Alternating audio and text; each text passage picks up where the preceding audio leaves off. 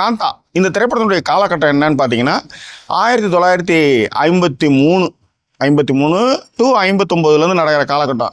என்ன சார் இது எப்படி அக்யூரேட்டாக நீங்கள் சொல்கிறீங்க அப்படின்னு நீங்கள் கேட்கலாம். ஏன்னா படத்தில் ஃபஸ்ட்டு ஷாட்டு மவுண்ட் ரோடில் எல்ஐசி கட்டடம் கட்டுறதுக்கான ஒரு ஷாட் ஒன்று வரும். எல்ஐசி கட்டடம் வந்து 1953 ஸ்டார்ட் பண்ணாங்க கட்டுறதுக்கு. 1959 தான் அந்த எல்ஐசி கட்டடத்தை ஃபினிஷ் பண்ணாங்க. ஸோ அந்த காலகட்டம் வந்து 1950கள் அப்படின்னு வச்சுக்கலாம். ஸோ இந்த 1950களில் வச்சு என்ன கதையை அவங்க பண்ணியிருக்காங்க அப்படின்னு பார்த்தீங்கன்னா, ஒரு பெரிய இயக்குனர் அவர் நொடிஞ்சு போயிருக்காரு. ஆனால் அவரால் வளர்த்து விடப்பட்ட ஒரு பெரிய நடிகர். இவங்க 2 பேருக்குள்ளே இருக்கிற ஈகோ கிளாஷ் தான் இந்த திரைப்படத்தினுடைய கதை. இந்த படத்தில் வந்து ஒரு கொலை சம்பவம் நடக்குது. அந்த கொலை சம்பவத்தினால 2 பேருமே பாதிக்கப்படுறாங்க. அதுலேருந்து யார் வெளியே வந்தாங்க, யார் அந்த சூழலிருந்து வெளிவந்தாங்க அப்படின்றது தான் இந்த திரைப்படத்தினுடைய கதை.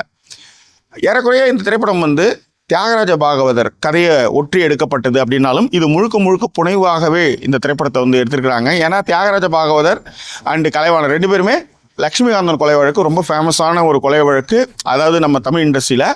அதில் 2 பேருமே பாதிக்கப்பட்டாங்க. அதாவது தமிழ்நாட்டின் முதல் சூப்பர் ஸ்டார் தியாகராஜ பாகவதர். அவர் அந்த கொலை வழக்கின் காரணமாக அவருடைய லைஃபே எல்லாத்தையும் காலி பண்ணாங்க, எல்லாமே தொலைஞ்சு போச்சு.